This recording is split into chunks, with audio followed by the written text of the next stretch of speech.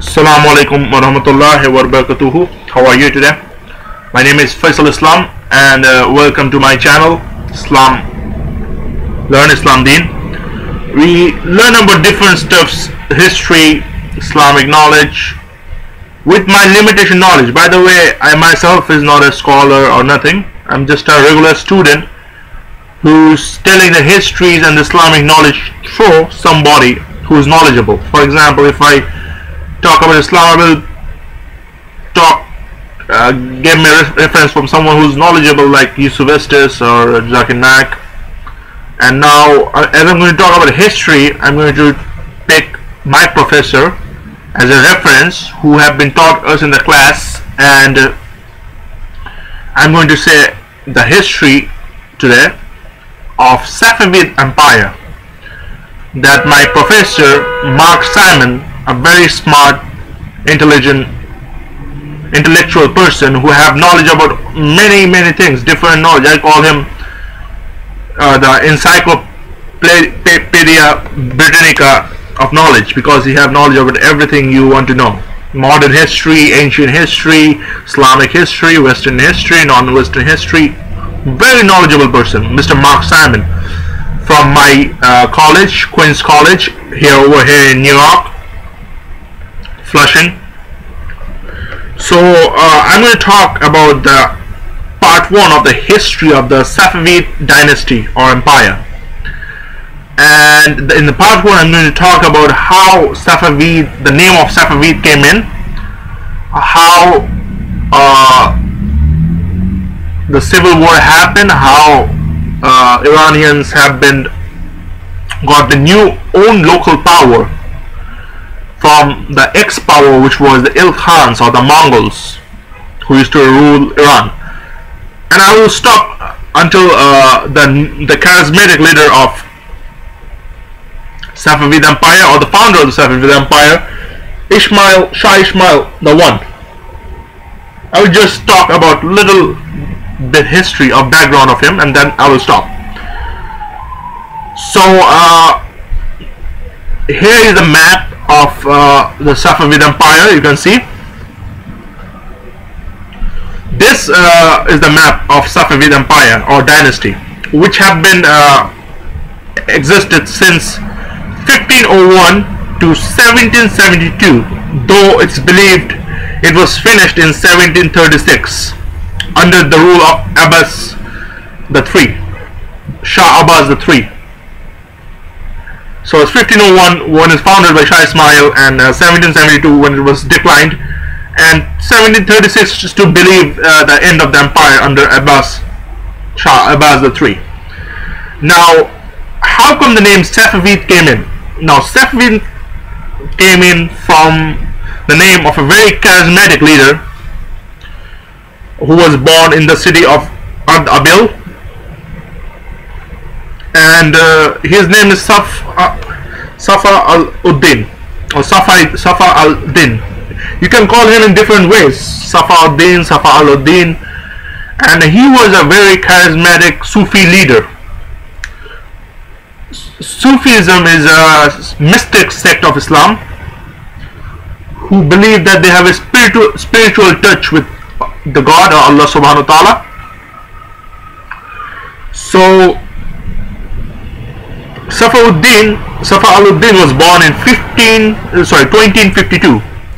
1252 he was born, and he died in 1344. So under him, Safaviddin, were the followers who were the local Iranian pastoral nomads and the farmers or the peasants who were the followers of Safa al-Uddin. Now, going under the guidance of Safa al-Uddin, or in other words, the Sufi tariqa he had. Tariqa in English means the way, or you can say tariqa means the Sufi brotherhood. So this normal layman peoples who are the pastoral nomads and the peasants became follower of him and became saved from the incursion or the torture or the brutality of the Khans, who are the Mongols. who are the Ilkhans? We have been talking about Ilkhan a few minutes ago, earlier. Ilkhans were the previous leader of the Iran or the Persian before the Safavids came in. We know the history that in 1257, in the month of November, Huluku Khan, the Mongol leader, had been attacked and sacked the city of Baghdad, where he had been killed more than 100,000 people, and he destroyed libraries after libraries. That it says that the river of Tigris and Euphrates was filled with two colors. One was the red color, which was the blood of the people of Baghdad, and it was also filled with the black color, which was the ink of the library which was destroyed. It is believed that if the library in Baghdad stayed today, the world could be much ahead than it is now today. Scholars from all around the world used to come in Baghdad and write books. Now, coming back to the point about the Ilkhans. So Ilkhans later reverted or converted to Islam from Buddhism. They were Buddhists before, and then they converted to Islam. However, the local Iranians didn't like Ilkhans because they're outsider Mongols, and Iranians, if you know the history of Iran, very sophisticated people.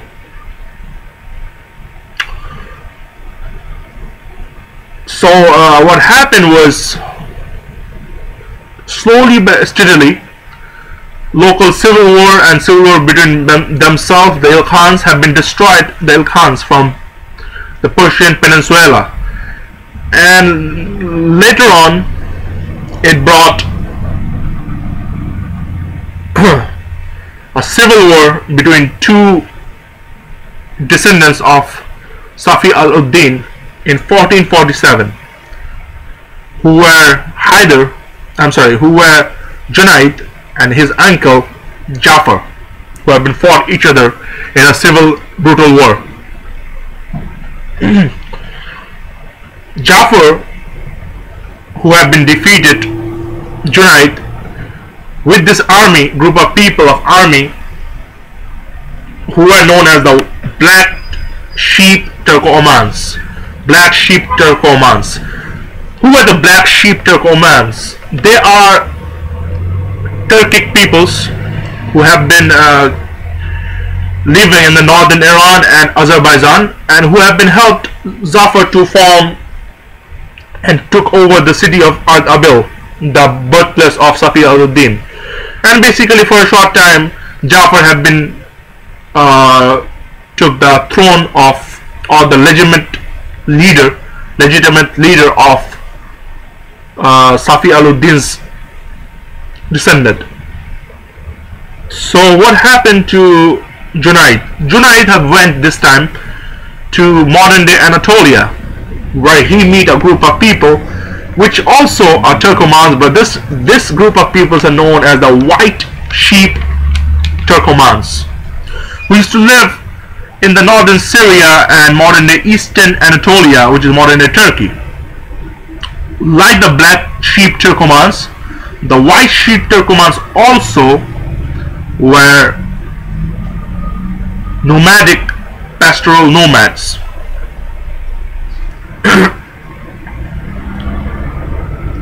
Now, what was the little more about this people of White Sheep Turkomans is that the White Sheep Turkoman have been recently converted to Islam. In between this White Sheep Turkomans, you have the Sunnis, the 12 Shiites, and many Sufi mystics. So Junaid, what he have done to make a relation with this White Sheep Turkoman, that he had been married to the leader of the chieftain leader of White Sheep Turkoman, who was Uzam Hassan. His daughter was married by Junaid, and now that makes them a good relation between Junaid and the white sheep Turkoman. Junaid slowly and steadily he became a charismatic leader between the white sheep Turkomans, and instead of attacking the black sheep Turkomans and his uncle Jafar, which he didn't done for a purpose, is that if he have attacked the black sheep Turkoman immediately, the local white sheep Turkoman would have said that why should we attack our Muslim brothers. So what he have done, he have been used a tactical plan to attack the Christians in the north, in the Caucasian mountains, the Caucasus mountains, which is modern day Bosnia, which is modern day Chechnya, Dagestan, Ingustan. So he have been declared jihad against these Christians, and while taking more and more lands and booties with the military victories and earning lots of wealth. That's how he had become very popular in that region, and also became very influential person of the white sheep Turkomans. However, in the 1460, in the Battle of Hirvan, he was killed, and for a long time we don't know history what was going on until we know that Uzan Hassan have taken the Abil later on from the black sheep Turkoman and Jafar. So that means Uzan and the white sheep Turkoman have able to capture the city of Ardabil. Now, after a long time later, we came out to know that there is a new charismatic leader whose name is Haider, who had married to the daughter of Junaid, and that's how he became the leader of the white sheep Turkomans. I mean, those region of people who used to live in the northern Anatolia, northern Syria, eastern Anatolia, Ardabil, that region of people. He became the leader, Haider. So Haider is also followed by another group of people who are the warrior, a group of people who are known as Kizilbash or Kizilbash, however you pronounce in English. Kizilbash are in English means red-headed, and the reason is the name is red-headed because they used to wear 12 like you see this hat, and they hat used to have 12 centers like this, 12 kufis or 12 hats like this in their head, and they were red hats, all 12 of them, which is folded. And that 12 heads, the 12 hats represented the 12 Shi'a Imam of Shi'ism. These Kizilbash were very loyal to Haider. However, this creates an envy in the white sheep Turkoman because Haider was becoming very popular, and later on in 1488 the white sheep Turkomans have been betrayed Haider. The white sheep Turkoman have been betrayed Haider and killed him, and what they done have been they imprisoned all three of his sons, who were little by the way. And that will be the end of our part 1. If any mistake I have done, please correct me. I'm just a student. I'm not I'm studying history. I'm not a teacher or anything, so please correct me. So in my conclusion, I will just go a little bit back and talk about what was Safi al-Din. Safi al-Din is a very famous Sufi saint or wali, which means a high quality priest or high quality saint. And Safi al-Din, he had been claimed his descendants from Prophet Muhammad, peace be upon him, and the descendant lineage he's talking about is from Prophet Muhammad, peace be upon him's daughter Zainab radiyallahu anhu, peace be upon her. What was the capital? The capitals, the Safavids have 3 different capitals. which were the Tabriz,